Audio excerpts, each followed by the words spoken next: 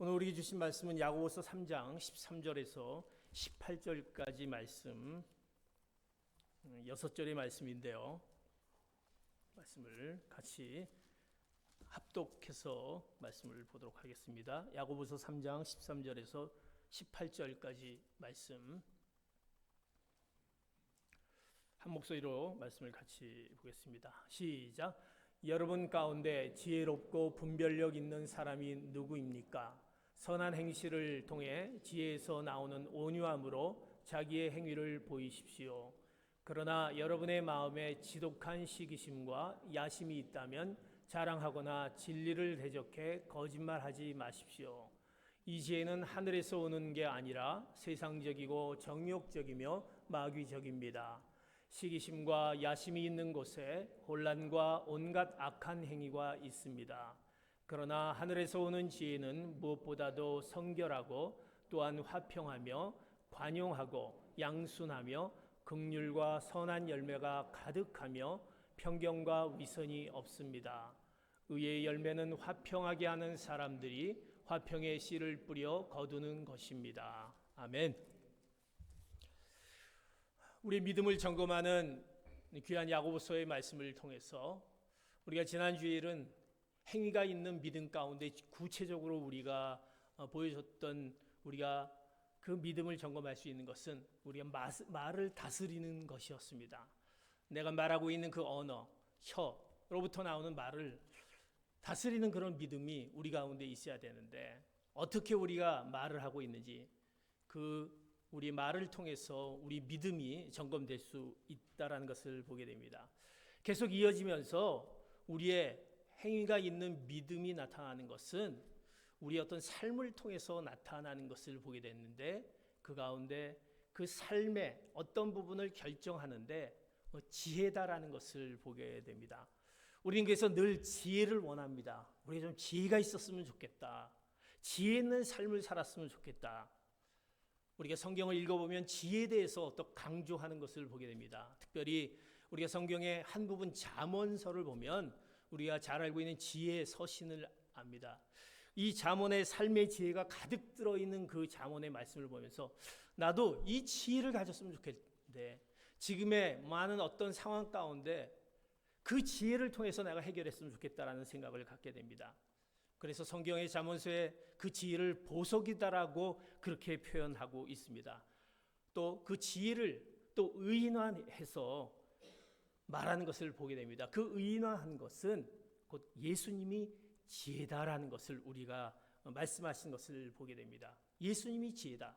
하나님이 지혜다. 그렇기 때문에 우리가 지혜가 부족할 때 그 하나님께 간구하며 지혜를 달라고 우리가 하나님께 요청하는 것을 보게 됩니다.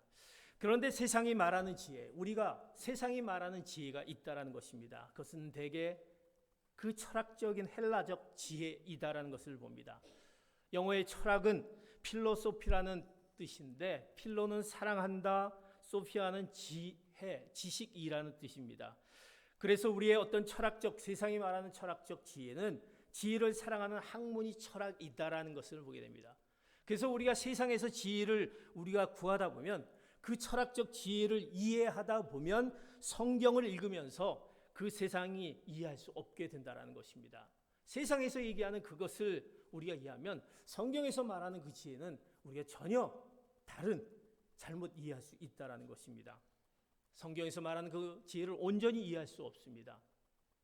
오늘 야고보서는 그것을 너무나도 잘 알기에 하나님께서 야고보서를 통해서 바로 하늘로부터 오는 지혜, 하나님이 우리에게 주시는 지혜를 오늘 본문 말씀을 통해서 우리에게 교훈하고 있습니다. 하늘로부터 오는 지혜가 뭘까? 하나님이 주신 지혜가 뭘까?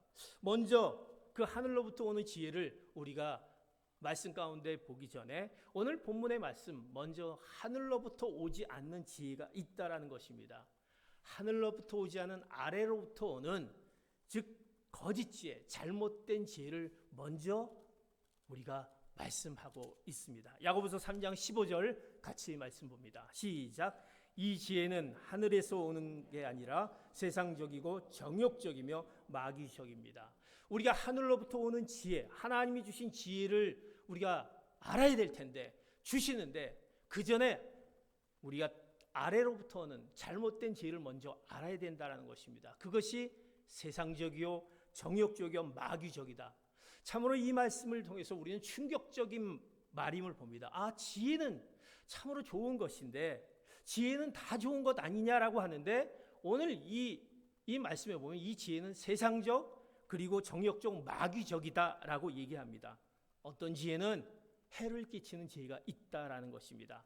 겉으로 보기에 지혜처럼 보이지만 그것은 세상과 정욕과 그 마귀에 속한 거짓된 지혜, 잘못된 지혜입니다.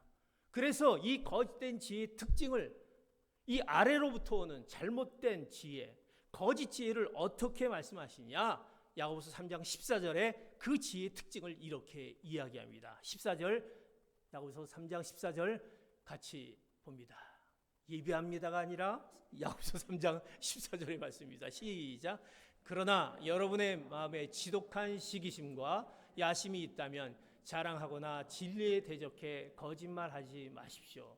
먼저 우리가 알아야 될 잘못된 그 거짓 지혜는 이렇게 특징을 이야기합니다. 여러분의 마음에 지독한 시기심과 야심이다라고 이야기합니다. 이것이 바로 이 지혜가 14절에 지금 나오지만 이 지혜 바로 자랑하거나 진리에 대적해 거짓말하지 마십시오. 거짓된 지독한 시기심과 야심 14절의 말씀이 이것이 이제 15절로 가서 오늘 먼저 읽었던 15절 이 지혜는 이렇게 되지 않습니까? 이 지혜가 바로 세상적 정욕적 마귀에 속한 것이다라는 것입니다. 그러기 우리가 잘못된 지혜, 거짓된 지혜에 이 아래로부터 오는 지혜를 먼저 알아야 되는데 그것이 나오는 것이 첫 번째 지독한 시기다라는 것입니다. 지독한 시기가 이것이 잘못된 지혜다, 거짓된 지혜다. 시기라는 단어는 우리가 헬라어로 그 뜻을 보면 젤로스라는 뜻을 가지고 있습니다. 우리가 영어에서 젤러시하다라고 젤러시하다 하지 않습니까? 시기한다. 그것이 아마 이 헬라어에서 나온 이야기입니다. 구약의 이 시기는 히브리어로 카나라는 뜻인데 이것은 질투라는 뜻을 가지고 있습니다. 질투라는 뜻. 시기, 질투. 그런데 더 강한 표현으로 이것의 뜻은 이 표현으로 또 다르겠습니다. 이것은 열정, 열심으로 표현하고 있다는 것입니다. 시기가 열정, 열심. 열정과 열심은 굉장히 좋은 의미가 아닙니까? 그러나 이것은 이 시기는 자기 중심적 열심이기 때문에 문제인 것입니다. 열심과 열정의 뜻을 갖고 있는데 강한 표현으로 이 뜻도 포함되는데 이것이 자기 중심적 열심이다라는 것입니다. 이것이 문제. 그거로부터 우리가 시기가 생깁니다. 자신에게 너무 열심인 까닭에 자기 소유와 성취가 다른 사람의 성공으로 위협받을까봐 내가 내 자신에 대한 소원과 성취가 있기 때문에 그것이 다른 사람으로부터 위협받을까봐 늘 조바심을 낸다라는 것입니다. 누가 잘 되는 것을 못 견뎌해서 질투를 하게 됩니다. 내 것으로 뭔가 이루어져야 돼. 내 것이 이것이 있기 때문에 다른 것에 대한 그 질투가 그 가운데 있게 된다라는 사실입니다. 이것이 시기의 뜻입니다. 그래서 본문에 왜 이 지혜와 시기를 연관시켰을까? 심리학자들은 이렇게 이야기합니다. 지식이 많은 사람일수록 시기가 많다라는 것입니다. 남에게 지기 싫어합니다. 그리고 남의 의견에 굴복하기 싫어합니다. 그래서 전문가들이 모인 곳에서 회의를 하다 보면 결론이 나지 않습니다. 늘 어렵습니다. 자기 주장이 있습니다. 강하기 때문에 남보다 뭔가 뛰어나 보이려고 하는 자기 자랑이나 그 지혜, 이것은 성경이 얘기하는 지혜가 아닌 것입니다. 잘못된 지혜, 거짓된 지혜다. 남이 자신보다 뛰어나면 견딜 수 없는 그 독한 지독한 시기가 발동되는 그 정욕으로 가득 찼기 때문에 그것은 세상적이고 정욕적이고 마귀적이다라는 것으로 오늘 3장 15절에 이것이 바로 거짓된 지혜다라고 말씀하고 있습니다. 이런 시기에서 비롯된 지혜는 바로 잘못된 지혜인 것입니다. 우리 가운데 지독한 시기, 질투, 이 부분이 바로 잘못된 지혜, 거짓된 지혜다. 성경은 하나님이 주시는 지혜가 아니다라는 것입니다. 하나님이 하늘로부터 내려오는 하나님이 우리에게 허락해 주신 지혜가 아니다. 우리 가운데 그런 시기와 지독한 시기와 질투가 있다라는 것은 이거는 잘못된 지혜다라고 말씀합니다. 또 두 번째로 얘기합니다. 지독한 시기와 야심이라고 표현합니다. 이 야심은 다른 말로 개혁개정에 다툼이라는 뜻이 있습니다.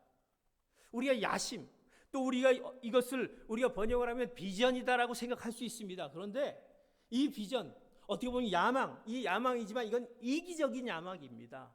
내 것을 이루려고 하는 그 이기적인 야망입니다. 마치 비전으로 잘 포장되어 있지만 개인의 정욕이 그 안에 들어가 있습니다. 끝없는 욕망, 채우지 못한 그것을 향해서 내가 그 이기적인 그 야망이 바로 이 야심이다라는 것을 표현합니다. 자족할 줄 모릅니다. 늘 진리에 대적합니다. 그러게 이것은 헬라어로 뜻은 헬피세미아라는 뜻을 갖고 있는데, 이 야심은 잘못된 방법을 동원해서 상대를 공격하는 행위를 말할 때 이 단어를 사용한다고 합니다. 잘못된 방법입니다. 이것을 통해서 상대를 공격하는 것, 내가 내 야망을 이루기 위해서 상대방을 공격해서 관계를 깨트리는 것입니다. 그래서 이 야심이 있는, 이 다툼이 있는 자는 늘 관계 가운데 깨집니다. 관계가 깨집니다. 공동체의 유익보다는 자신의 야망이 더 중요하기 때문에 늘 이 어떤 야심이 있는 그런 잘못된 지혜를 갖고 있는 데에는 늘 관계가 흐트러지고 늘 어렵게 된다는 사실입니다. 그래서 성경은 왜 이 지혜와 야심을 연관을 시켰을까요? 바로 야망을 품은 사람 안에는 그 성취욕 때문이다라는 것입니다. 내가 이루는 성취욕, 물론 내가 성취를 한다는 것은 좋은 의미가 될 수도 있습니다. 내가 성취를 위해서 뭔가 한다는 것, 그러나 그 성취는 대개 큰 일을, 그 성취욕이 있는 사람은 큰 일을 해내고 성취를 이룹니다. 그런데 이것이 너무 강하기 때문에 이들이 중요한 것은 사람이 아니라 일이다라는 것입니다. 내가 일을 위해서 뭔가를 하기 위해서 다른 사람이 중요하지 않다라는 것입니다. 관계도 중요하지 않다라는 것입니다. 사람이 아니라 일이 중요하기 때문에 일의 성취를 위해서 많은 사람들이 그로 인해서 상처를 입게 됩니다. 내가 그것을 이루려고 하기 때문에 그것이 보이지 않습니다. 누구의 의견도 듣지 않습니다. 그것이 뭐 중요하냐? 내가 이것을 이루는 것이 중요하지. 이것을 먼저 생각하기에 늘 관계 가운데 어려움이 있고 그 가운데 상처가 있고, 또 그것을 통해서 너무나도 어려운 일들을 보게 됩니다. 가족도, 동료도, 또 어떤 공동체도 이것이 마치 이것을 위한 도구에 어떤 불과하다라는 것입니다. 그래서 야고보는 이것을 바로 다툼이라고 표현합니다. 그래서 다툼이 있는 곳에서는 늘 이 다툼은 하나님이 원하시는, 하나님께서 우리에게 허락하신 그 지혜가 아니다라는 것입니다. 이런 사람 있는 곳은 늘 다툼이 있습니다. 우리가 교회에서 보면 우리가 열심을 내기도 합니다. 늘 앞장서서 하기도 합니다. 그런데 그것이 하나님의 영광이 아니고 자신의 성취에 있다고 한다면 문제인 것입니다. 우리가 하나님의 일들을 할 때 교회 사역에 모든 일들이 하나님의 뜻에 맞는 것은 아닙니다. 그러나 우리 마음 가운데 동기가 잘못된 사람, 내가 내 자신의 야망으로 이루기 위한, 내 것을 이루기 위한 그것이다라고 한다면 그것은 바로 야심, 잘못된 지혜, 거짓 지혜다라는 것을 얘기합니다. 그래서 야고보는 이들의 지도력과 지혜가 거짓이다라고 얘기하면서 이 지혜의 출처가 바로 오늘 야고보서 3장 15절에 읽었던 이 지혜는, 다시 15절로 가면 이 지혜는 하늘로부터 오는 것이 아니라 세상적이요 정욕적이요 바로 마귀적이다, 이렇게 15절 얘기하고 있습니다. 우리가 먼저 그 세상적인 지혜, 잘못된 지혜를 먼저 알아야 된다는 것입니다. 내가 행위하고 있는 것이 잘못된 지혜인가, 하나님이 원하시는 지혜가 아닌가, 이것을 먼저 우리가 알아야 될 것입니다. 자, 그렇다면 하나님이 하늘로부터 오는 지혜는 무엇일까? 하늘로부터 오는, 하늘에 속한 지혜는 무엇일까? 오늘 성경은 우리에게 이렇게 말씀하는 것을 보게 됩니다. 야고보서 3장 17절 같이 보겠습니다. 야고보서 3장 17절입니다. 시작. 그러나 하늘에서 오는 지혜는 무엇보다도 성결하고 또한 화평하며 관용하고 양순하며 긍휼과 선한 열매가 가득하며 편견과 위선이 없습니다. 이제 우리가 바로 잘못된 지혜가 아닌 하늘로부터 오는 지혜가 뭔가라는 것을 오늘 말씀 가운데 보게 됩니다. 하늘로부터 오는 지혜는, 이 말씀을 가만히 읽어보면 이 지혜는 한마디로 경건한 삶입니다. 세상의 지혜는 우리의 지식을 강조합니다. 내가 알고 있는, 내 머릿속에 있는 그것을 강조하지만 하늘로부터 오는 지혜는 우리의 삶과 연관이 되어 있습니다. 그 삶과 연관이 되어 있는 지금의 오늘 말씀 17절의 말씀 한 절 한 절이 이 말씀입니다.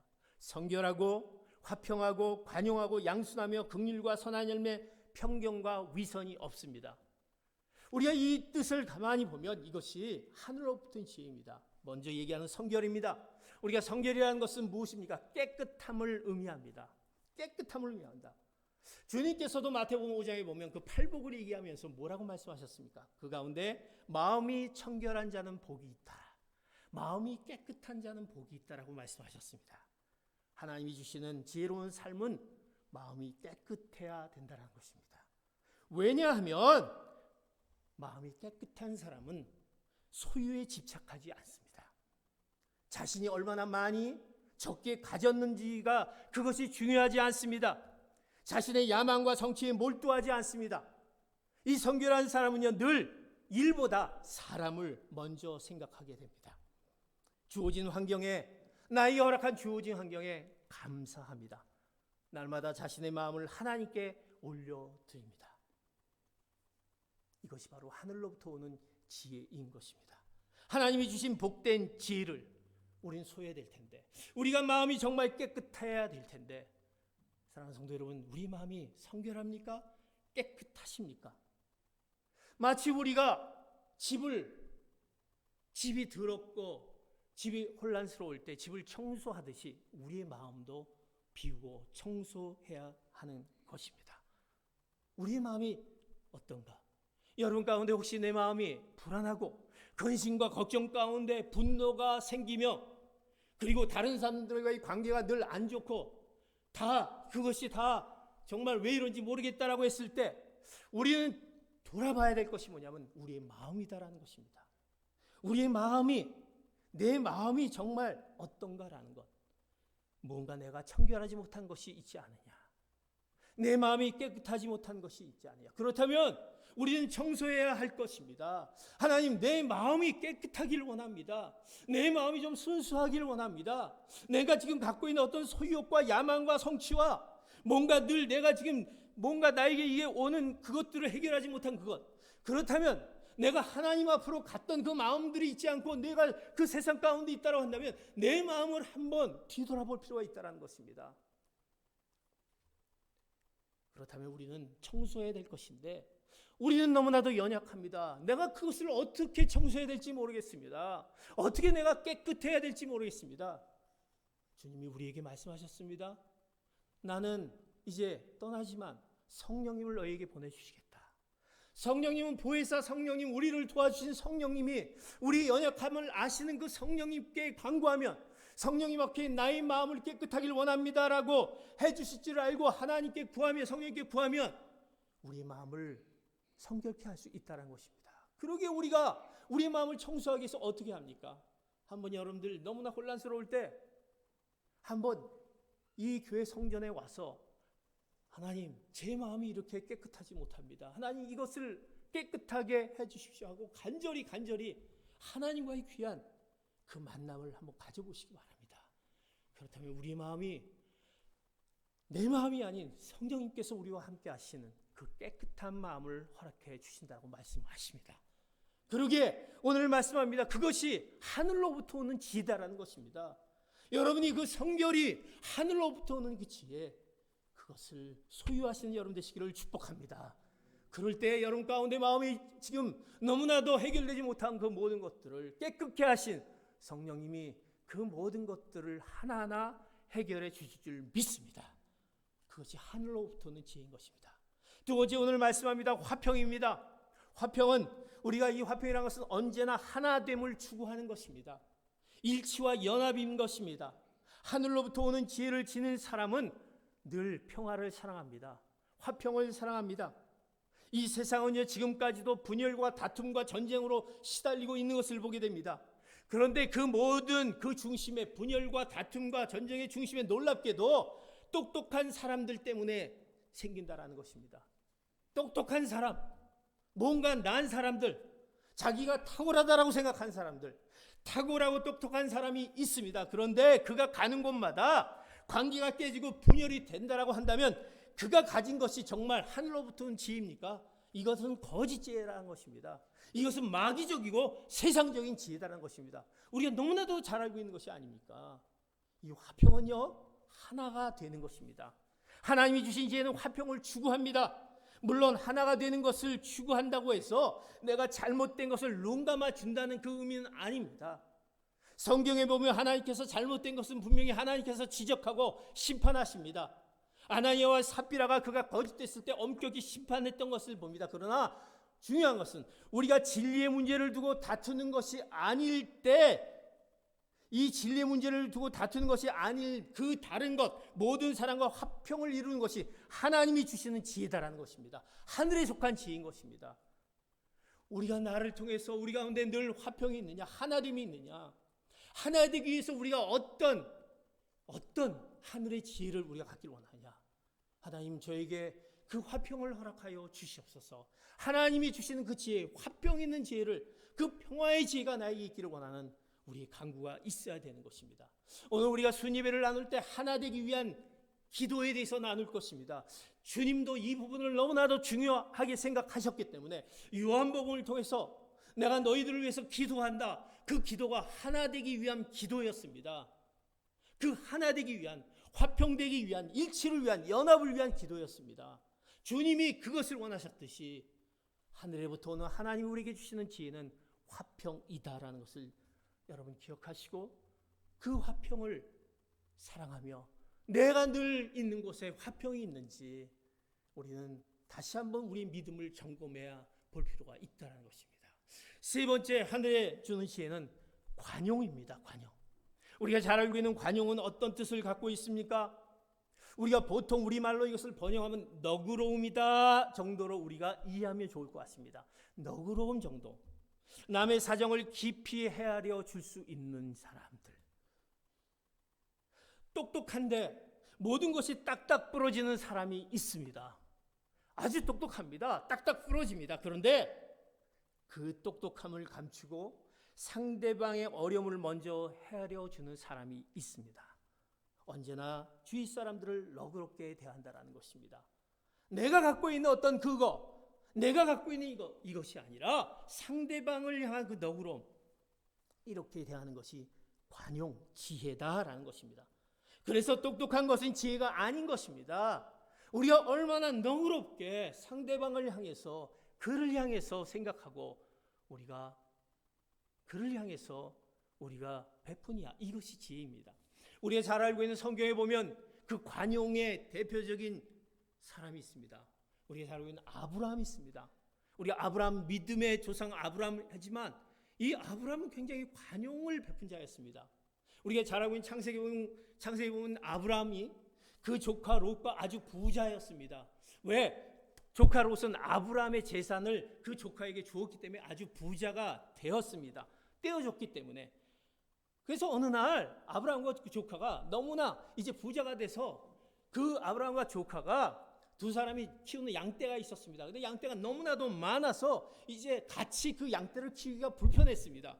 그래서 아브라함이 이제 조카 롯에게 이렇게 얘기합니다. 성경에 내가 좌하면 이제 그 땅을 좀 가르자라고 해서 내가 좌하면 네가 우하고 내가 우하면 내가 좌하겠다, 이렇게 아브라함이 이야기를 합니다. 그런데 좌는 동쪽은 비옥한 땅이었고 서쪽은 아주 좋지 않은 척박한 땅이었습니다. 생각해 보십시오. 아브라함 삼촌이 그 조카에게 땅을 줬으면 조카가 어떻게 해야 되겠습니까? 이 삼촌 먼저 결정하세요, 이렇게 얘기해야 되지 않습니까? 아니면 이게 동서로 나누는데 하나는 비옥한 척박한 땅이니까 이렇게 나누지 말고, 그러면 동서로 나누지 말고 남북으로 나누시죠. 그럼 좀 더 공평하지 않습니까? 뭐 이렇게 조카가 좀 얘기할 줄 알았어요. 그런데 우리가 성경에 뭐라고 얘기합니까? 이 롯은 떡하니 아이고 저는 아주 비옥한 땅을 택하겠습니다, 이렇게 이야기합니다. 그러면 오케이, 그렇게 얘기합니다. 이제 그것이 바로 소돔과 고모라의 땅이 아닙니까? 동쪽을 택합니다.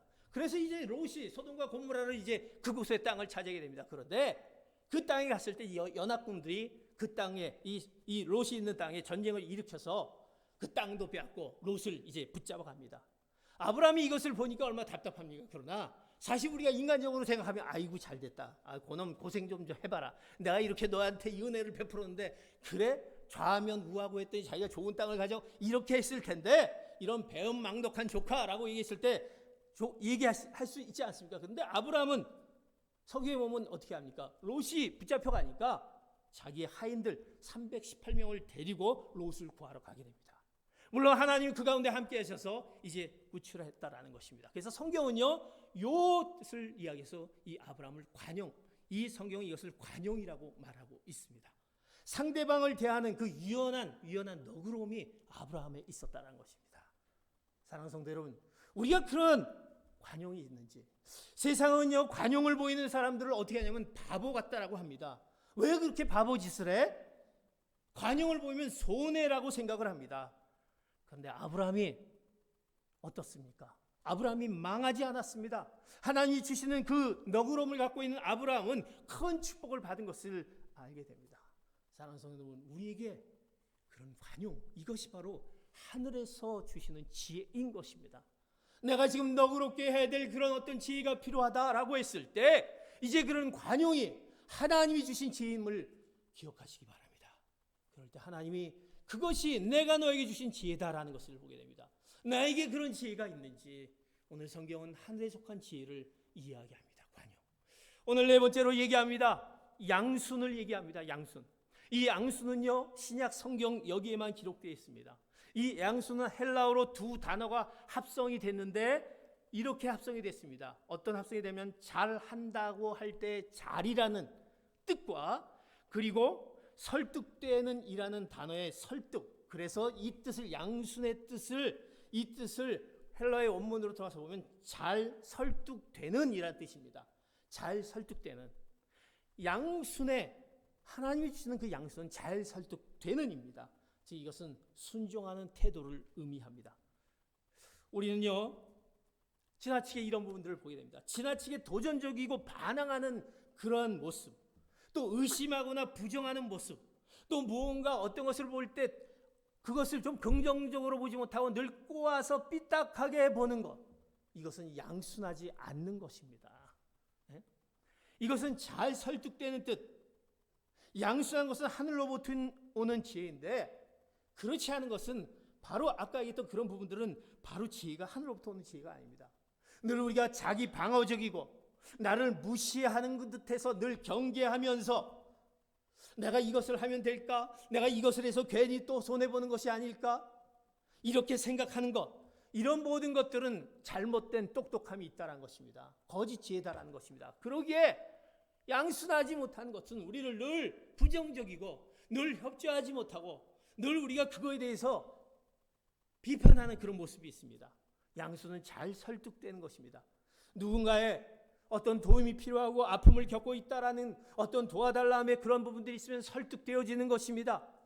혹시 여러분 가운데 평생 한 번도 속지 않는 사람이 있다고 한다면, 나는 여태까지 속아본 적이 없어, 그렇다고 한다면 한번 우리가 생각해 봐야 될 것입니다.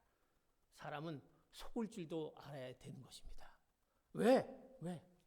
제가 아시는 어떤 분이 있습니다. 한국에 어떤 분이 있는데 이분은요 집에 있다가 어딜 바깥에 나갔다 들어오면 그냥 들어오는 법이 없는 거예요. 그냥 들어오지 않고 그 손에 뭔가가 들려져 있어요. 그 뭔가가 있는데 보면은 뭔가 사오시는 거예요. 한국은 뭔가 나가면 이렇게 길거리 가다 보면 뭐 이렇게 파는 게 않지 않습니까? 뭐 저렴하게 또 이렇게 이것이 뭐 이거 여러분들에게 뭐 가정에 도움이 됩니다. 이거 하게 되면 뭐 아내가 뭐 좋아할 것입니다. 남편이 좋아할 것입니다. 이런 분들은, 근데 이분은 그런 걸 꼭 한 가지씩 사오는 거예요.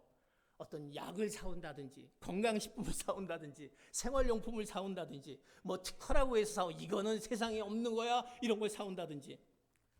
혹시 여러분 주변에 그런 사람 있습니까? 그렇게 얘기하면 10중 8구 이거 완전 집안 말아먹을 수 있는, 왜 쓸데없는 그런 것들을 사오냐 이렇게 얘기하지 않습니까? 네? 사랑하는 성도 여러분, 설득되어진다라는 것, 왜 그 사람이 그것을 사올까? 이게 어떻게 보면 설득된다라는 말이 마치 줏대 없이 함부로 왔다 갔다 하는 그 태도를 말하는 뜻은 아닙니다. 이 양순한 사람들은 다른 사람과의 관계에서 적절하게 그를 인정하고 밀어주는 것입니다. 그런데도 불구하고 그것을 받아주는 그 마음이 있다라는 사실입니다. 어떻게 보면 누군가 와서 자기 사정을 이야기하면 거절하기보다 그냥 설득되어 주는 것입니다. 그분의 형편을 알기 때문에 그것이 하늘로부터 오는 그 지혜인 것입니다. 아마 그래서 아유 내 남편 때문에 내 아내 때문에 이것 때문에 저 사람은 그냥 뭐 얘기하면 더렇다라고 하지만 하나님께서 그에게 허락하신 어떻게 보면 그 축복의 양순의 성품인 것입니다. 그래서 하나님이 이런 양순한 마음이 있는 사람을 지혜롭다고 말씀하십니다. 우리는 아주 똑똑해서 바늘을 콕 찔러도 안 들어가 절대 속지 않는 사람이 지혜롭다 이렇게 생각할지 모릅니다. 아, 저 사람 굉장히 똑똑하네. 저 사람 굉장히 지혜롭네. 뭐 모르는 게 없어. 그것은 지혜가 아니다라는 것입니다. 하나님은 그렇지 않습니다. 사랑하는 성도 여러분, 얼마나 여러분 가운데 관용지수와 양순지수를 내가 가지고 있는데 하나님 앞에 한번 평가해 보시기 바랍니다. 내가 얼마나 너그럽고 얼마나 그럼에도 불구하고 설득되어지면서 그를 돕는 그런 양순의 마음. 이것이 하나님이 주시는 지혜인 것입니다. 이제 두 가지 남아 있습니다. 긍휼과 선한 열매가 있습니다. 그런데 긍휼과 선한 열매를 같이 붙여 놓았습니다. 성경에 붙여 놓았는데 왜 이것을 연결해서 놓았을까? 우리가 잘 알고 있는 긍휼은요, 다른 사람을 불쌍히 여기는 태도입니다. 그래서 긍휼한 사람은요, 선한 열매를 많이 맺기 때문에 이것을 붙여 놓습니다. 열매를 맺는 사람은 긍휼한 마음을 갖고 있는 사람들, 상대를 배려하면서 상대를 배려했을 때 그런 사람의 주위 사람들이 많이 있지 않습니까? 여러분 주위에 많은 사람들이 있는 사람을 보면 아주 긍휼한 사람임을 보게 됩니다. 그래서 긍휼과 선한 열매가 붙어 있다는 것입니다. 그런 분들에게 열매의 그 모습을 갖고 있습니다. 나를 통해서 많은 주위 사람들이 나를 통해서 열매를 맺고 또 하나님을 알아가고 그것이 하늘로부터 오는 바로 긍휼과 선한 열매인 것입니다. 마지막 우리에게 말씀합니다. 편견과 위선이 없습니다. 이것은 한마디로 얘기하면 확고한 원칙을 확립하는 사람입니다. 편견과 위선이 없다. 확고한 원칙. 어떤 상황에도 성경 기준을 어기지 않고 진리에 대해서 절대로 타협하지 않는 사람입니다.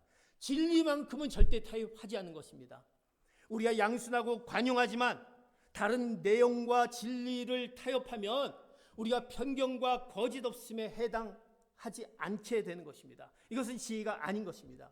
그래서 여기 말하는 그 거짓이다라는 것은 헬라어의 단어로 히포크리시스라는 뜻을 갖고 있는데 이것은 두 가지 역을 동시에 하는 배우를 가리킨다라는 것입니다. 옛날에 우리 보면 그 배우하는 사람들을 보면 그때는 배우자, 연극하는 사람, 극하는 사람이 많이 없기 때문에 기쁜 연극을 할 때는 기쁜 연극의 그 가면을 쓰고 나왔고 슬픈 연극을 할 때는 슬픈 그 가면을 쓰고 나오지 않습니까? 그러나 이 두 가지를 하지 않는다라는 것입니다.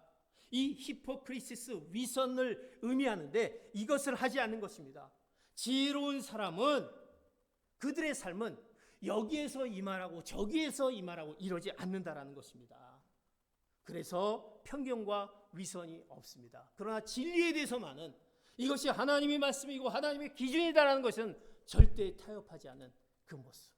이것이 하늘로부터 오는 지혜인 것입니다. 사랑하는 성도 여러분, 오늘 우리에게 허락하신 하늘로부터 오는 이 지혜를 기억하신 여러분 되시기를 축복합니다. 내가 내 마음 가운데 성결과 화평과 관용과 양순과 긍휼과 선한 열매, 편견과 거짓 없음, 이것이 바로 하늘로부터 오는 지혜기에 우리 지혜의 근본 출처는 어디입니까? 이 출처는 바로 예수 그리스도인 것을 보게 됩니다. 주님이 우리에게 허락하신 이 지혜, 그래서 늘 우리가 하나님과 주님과의 그 동행한 그 삶이 우리 삶 가운데 있다라고 한다면 우리는 이 지혜들이 우리 가운데 행위로 나타나게 되는 것입니다. 내 마음 가운데 이 하늘로부터 온 지혜, 주님의 출처에게 그분과 함께하는 나의 삶이 내 행위로부터 나타나게 됩니다. 그럴 때 내 행위로부터 나타나는 그 믿음이 그 믿음을 소유하게 되고 그 믿음의 그 삶을 살아가게 됩니다. 사랑하는 성도 여러분, 이제 우리 가운데 우리가 받기를 원하고 우리가 소유하기를 원하는 하늘로부터 오는 그 지혜를 받고 하나님이 주시는 그 놀라운 축복의 삶을 살아가시는 귀한 성도 여러분 되시기를 예수 그리스도의 이름으로 축복합니다. 아멘. 기도하시겠습니다.